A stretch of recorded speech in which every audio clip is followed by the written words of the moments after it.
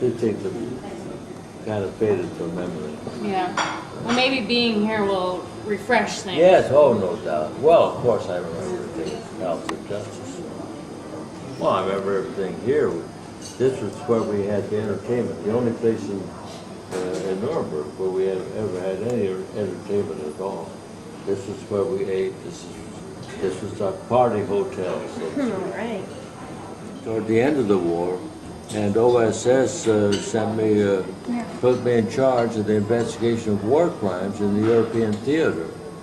So I went to London. That was my job. Oh, you went to London? Yeah, oh yeah. I set up headquarters in London and investigating.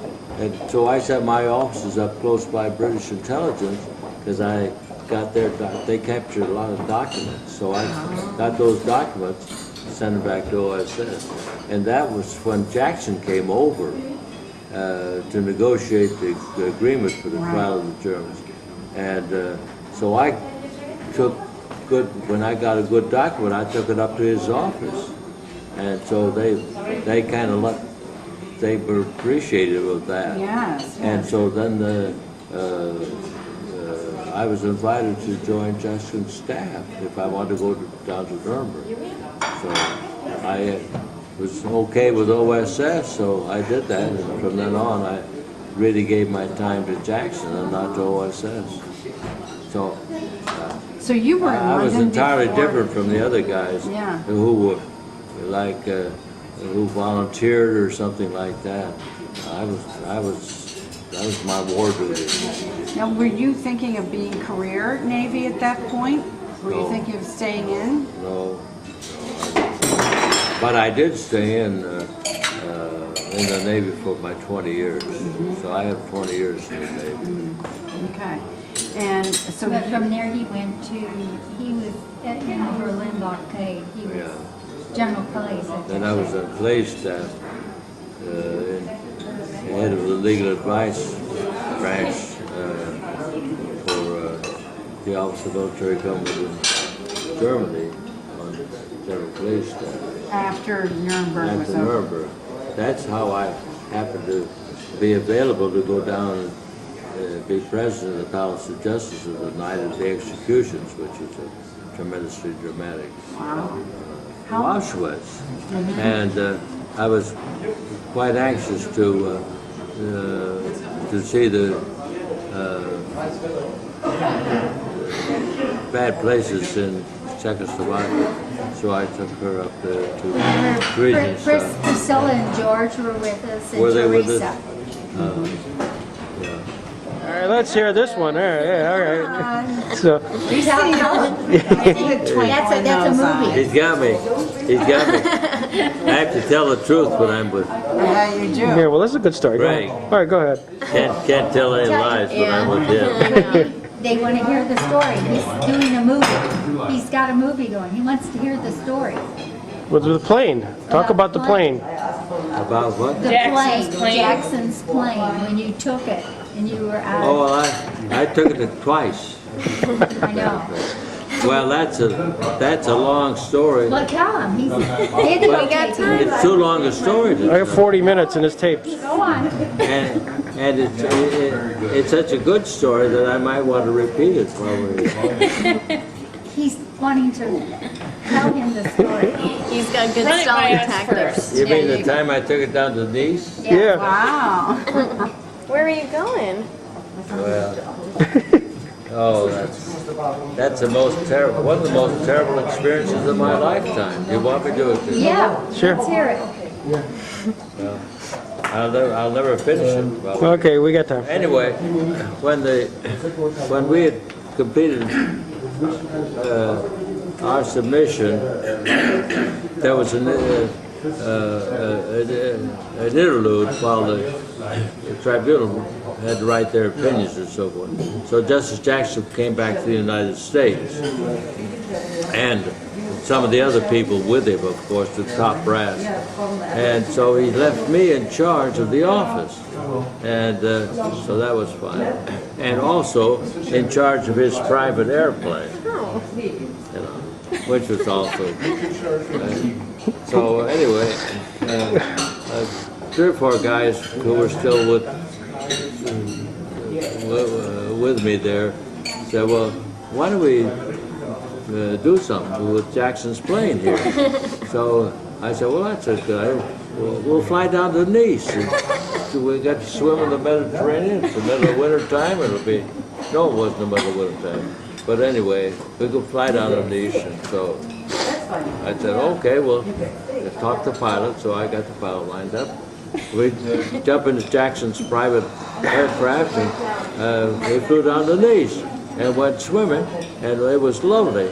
But unfortunately, the pilot came to me and he said, I got bad news for you. He said, I just got word Justice Jackson's coming back, and I've got to meet him in Paris. And you guys are stuck here. So, I mean, this was a crisis.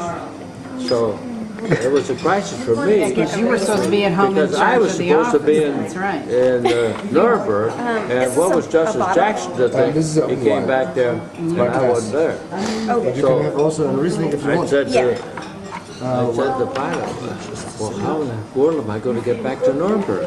He said, well, I'll tell you what. He said, there's a military base in Lyon. What else do you Better And, Riesling. maybe we can get you up to Lyon, Because and it's maybe you could get a sweeter flight than this one. with some Which one is military. My recommendation is the Eschendorf balloon. Okay. Okay, about it. That's going back to Nuremberg or someplace around there, and you can get back that way. But that's the only suggestion we have is we'll get you up to Lyon, and you're on your own. So I said. So I got in the Jeep, and we drove up to Lyon, and I came in the airport there. It's the military base, and of course I was in my Navy uniform, and no problem about accommodations or anything like that. But I explained my problem to the officer of the day, and he said, well, I think you're in luck, because there's some guys are going to fly a B-17 back to Marburg tomorrow, and maybe you can get a ride with it. And that's not far from Nuremberg. Maybe you can get a Jeep from there and get down to Nuremberg. I said, oh my God, thank you. That saved my life. So that night, I put up on the base, and terrible storm. The Mistral came down there. These storms come down the Rhone Valley from time to time. The windstorms, they're terrible. You can't believe it, how the wind blows. The shutters banged and it kept everybody awake, and some windows broke and everything. It was terrible. So the next morning, I went to breakfast, and sure enough, the boys finally arrived from downtown to fly this B-17 back to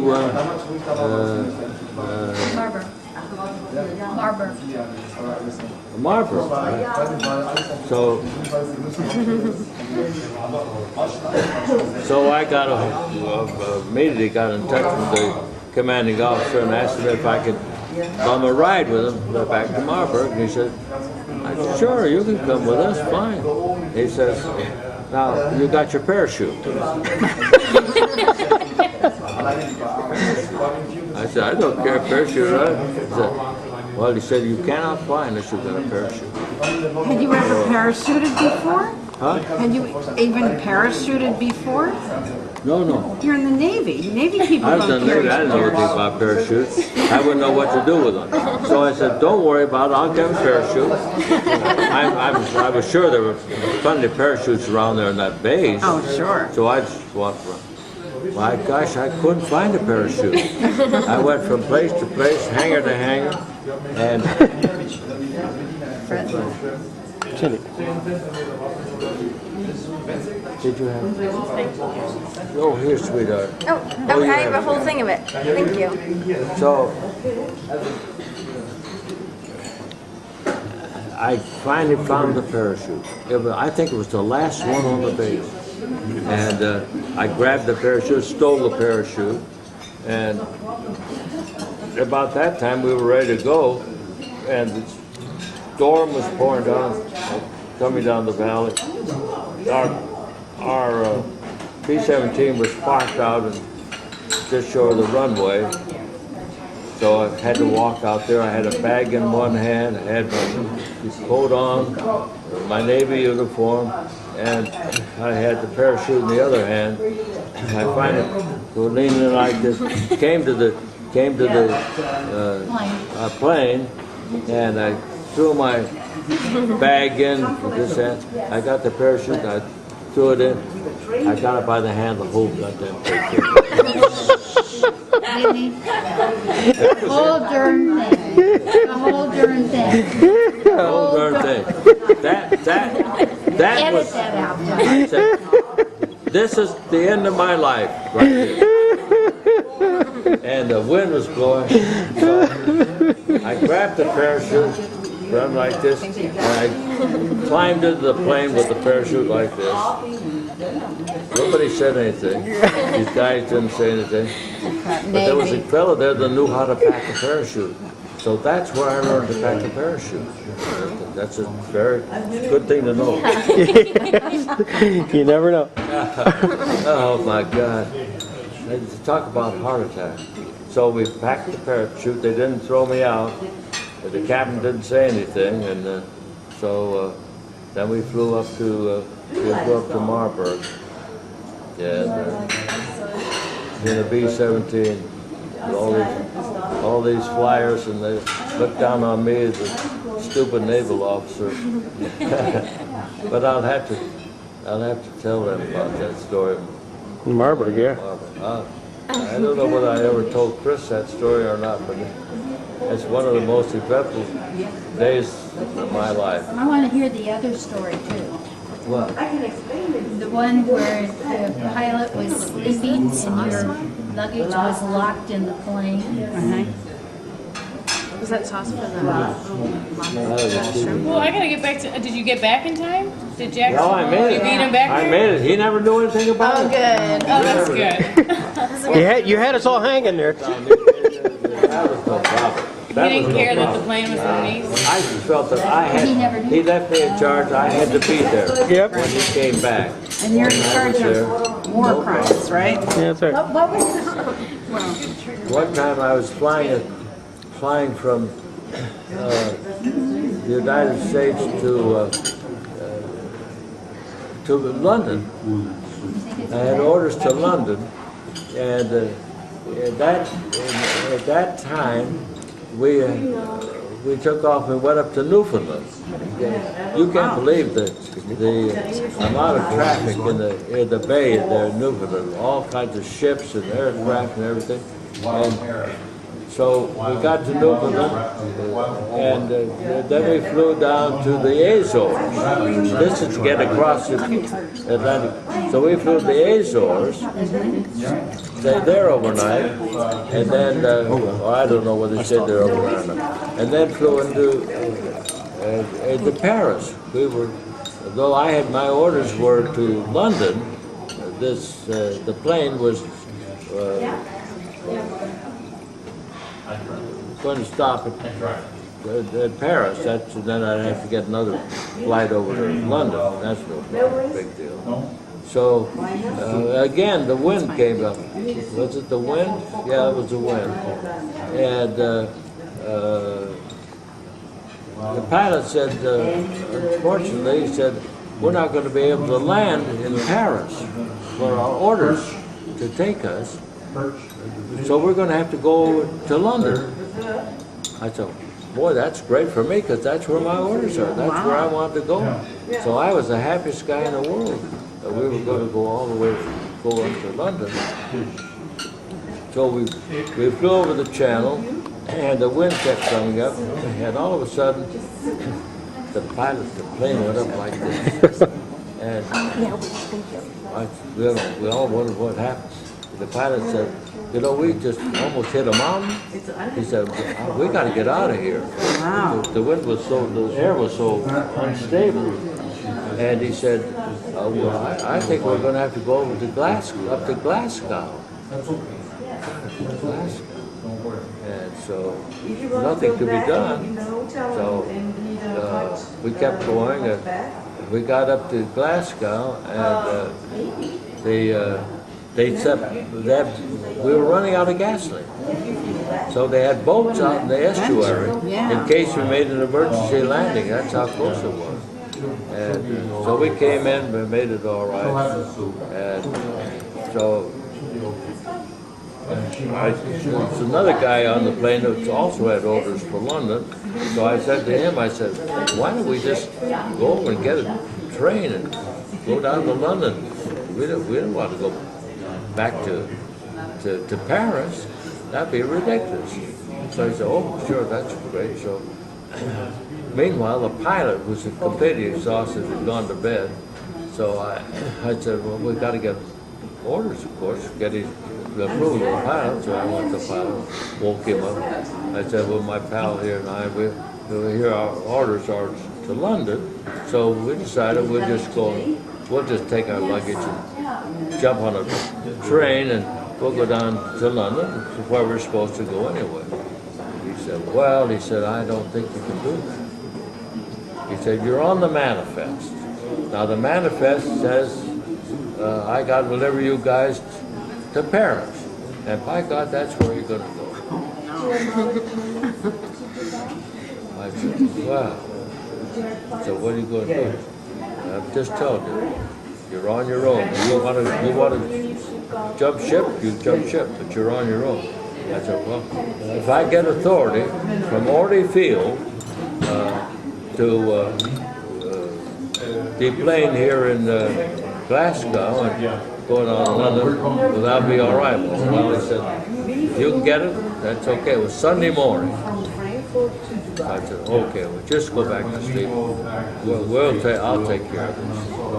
So, because he was very angry, we were jumping ship. So I called Orly Field. Oh my God, I couldn't get anybody down there. Finally, I got somebody, and I said, we've got orders. This other guy and I have got orders to go to London.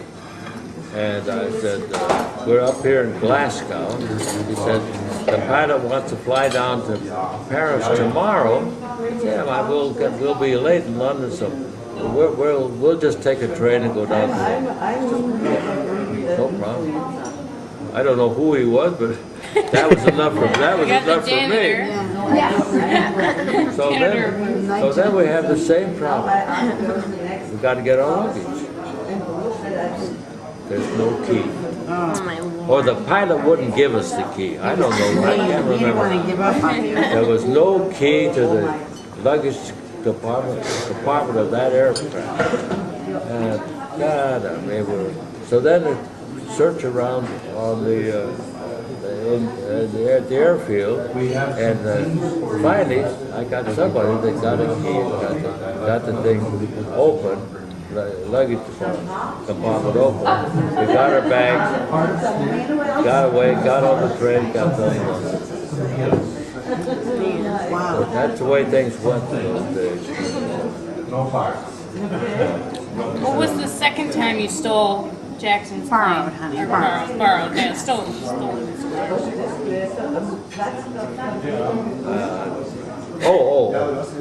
That. Well, I didn't steal it. I never stole it. I was always on. Borrow. But I did take. You're in charge of pride. In the break in the trial, I did take some guys up to Copenhagen, and then to Stockholm.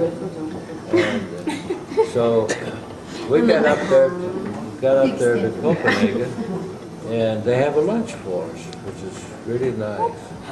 So everything was very pleasant, and this was his private plane. It's a plush, it's small but plush, carpeting and everything. So we had a nice luncheon and with all the officials and everything flying, and so then we were going to fly over to Stockholm, and going over, one of the guys said, you know, he said, at a luncheon there, I talked to a fella that's got some, what kind of dogs? What were the black and white dogs? Border collie? Border collie? No, offered me one of the dogs if I want one. He said, so I told him, I said, yeah, I'll take it. So when we come back, I said, you don't mind, we'll stop in Copenhagen, I can get my dog. I said, wow. Some other guy said, well, God, I said, I'd like to get a dog too. So I said to myself, well, that's not a bad idea. We're going to do that. I'll just get one. See if they'll bring me a puppy too. You can't believe this. 3 puppies. This is what went on. So we came back and I told the pilot to stop in Copenhagen and we made contact with this breeder, and sure enough, we had made contact, and sure enough, they had these puppies out there for us, and we load them in this private plush aircraft. These guys were crazy. We bring these damn dogs in the airplane, and they're not housebroken or anything else. So we flew them back to Nuremberg. That dog was named Lady. I named her Lady, and I brought her all the way back to America. Wow. Hey, I love that story. That's the sweetest song. And these were Dalmatians, the white with the black Yeah. spots. Lady. Dalmatian.